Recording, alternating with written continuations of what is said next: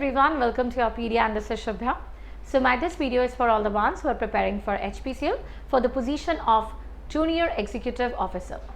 Now you see कि आपके interviews में group task बहुत important role play करता है. How you need to prepare from the group task या फिर कौन से ऐसे topics होते हैं जहाँ से group task पूछा जा सकता है. तो I tell you there are 15 important domains जहाँ से group task आपसे पूछे जा सकते हैं based on the previous year analysis. मैं आपको वो सारे टॉपिक्स बताने वाली हूँ.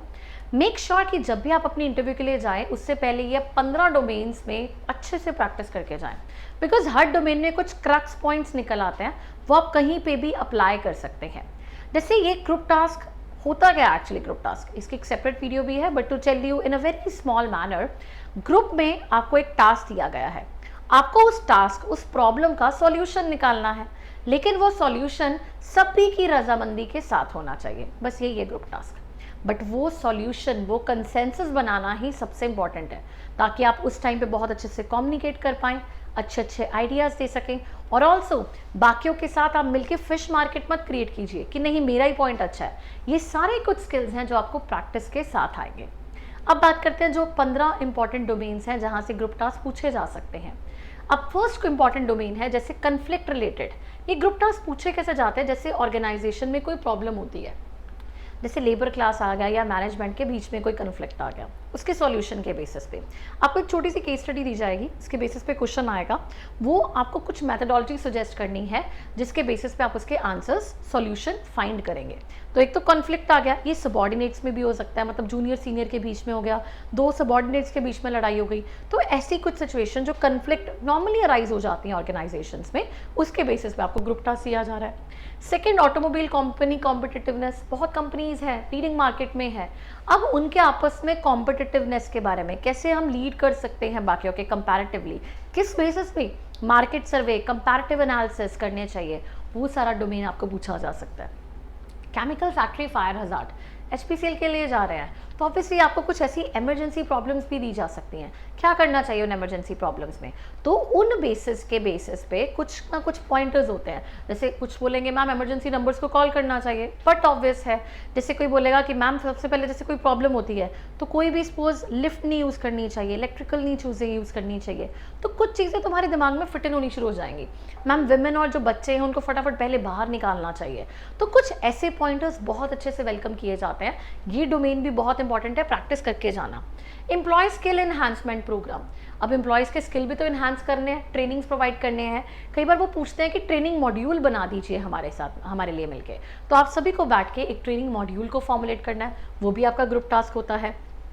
इलेक्ट्रिक व्हीकल्स के बेसिस पे लैंडस्केप जैसे ग्रोथ हो रहा है, पहले फ्यूल मार्केट से ईवीज में एक्सपेंशन हो रही है, कैसे हम मार्केट लीडर बन सकते हैं, हम ईवीज की मार्केट को कैसे कैप्चर कर सकते हैं, HPCL कैसे अपने बिजनेस को एक्सपैंड कर सकता है, एक ये इंपॉर्टेंट डोमेन आता है. वर्क कल्चर एथिक्स के बेसिस पे नई हायरिंग्स हो रही है डाइवर्सिफिकेशन ऑफ बिजनेस के लिए. अब मुझे नई हायरिंग करनी है, मुझे क्या क्या चीज़ों को आइडेंटिफाई करना चाहिए ताकि मैं इन ग्राउंड्स पे किसी को हायर करूँ, तो वो ग्राउंड्स आपको बताने होंगे. Then is motivation, harmony, retention, socialization. ये सारे डिफरेंट होते हैं. एक आता है अकेला. जैसे कोविड के टाइम पे वर्क फ्रॉम होम बहुत ज़्यादा फैसिलिटेट होना शुरू हो गया, लेकिन विद द टाइम लोग ऑफिस आने के लिए रेडी नहीं थे. अब दे वांट अस कि कुछ आप ऐसी मोटिवेशनल थ्योरीज बताइए जिससे जो एम्प्लॉयज़ हैं वो ऑफिस से बाहर निकल के काम, यू कैन से घर से बाहर निकल के ऑफिस काम करने के लिए मोटिवेट हो सके. तो आपको कुछ वैसी थ्योरीज, कुछ स्ट्रैटेजीज बतानी है. अब कई एम्प्लॉयज़ होते हैं जो एक ऑर्गेनाइजेशन में कुछ टाइम काम करते हैं लेकिन फिर कहीं और चले जाते हैं. अब हमें उन एम्प्लॉयज़ को रिटेंट करना है, अपने पास रोकना है, सोशलाइज करना है, हार्मनी मेंटेन करनी है.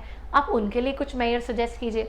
और I tell you one thing, जब भी आप इन चीज़ों के लिए प्रिपेयर करिए, केस स्टडीज पूछी जाती हैं आपकी HR में, वो भी कुछ इससे सिमिलर क्वेश्चंस ही होते हैं. तो जब आप प्रिपेयर कीजिए, दोनों चीज़ों का एक एनालिसिस कीजिए. अगर मुझसे क्वेश्चन शॉर्ट में पूछा जाएगा तो मैंने क्या बोलना है, अगर मुझे केस स्टडीज़ में GT में पूछा जाएगा तो मैंने कैसे इसको हैंडल करना है.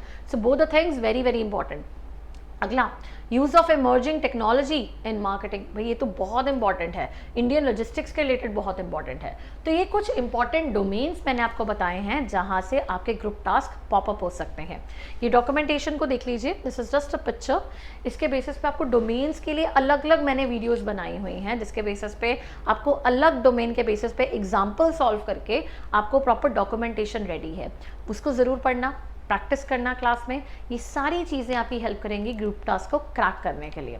बट मेक श्योर कि पढ़ने के बाद प्रैक्टिस करना बहुत ज़रूरी है। सिर्फ पढ़ने से हम एक साथ कैसे एंट्री लेनी है, कैसे सभी लोग बोल रहे हैं तो मैं कैसे अपनी स्पेस बनाऊंगा, ये सारी चीज़ें हैं जो प्रैक्टिस के साथ ही आएंगी। So make sure you practice to the best, all the best, and in case of any problem please pop up in the comment section. Take care and see you soon in the group task sessions. Take care guys, all the best.